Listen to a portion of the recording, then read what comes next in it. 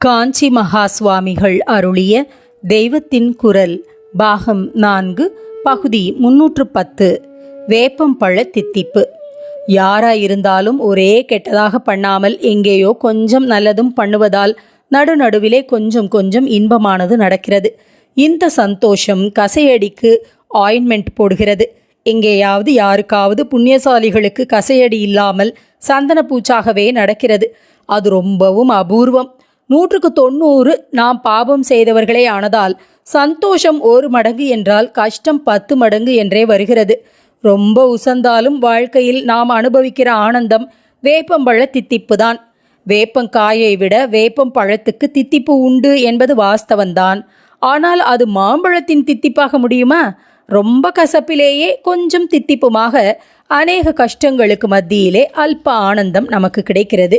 இவ்வளவுக்குத்தான் நமக்கு தகுதி, அல்லது இப்போதே நம் தகுதியை மீறி பகவான் கொஞ்சம் தயை தாட்சிண்யம் காட்டுவதால் தான் இவ்வளவு கஷ்டத்தோடாவது நிற்கிறது என்று சொல்லலாம்.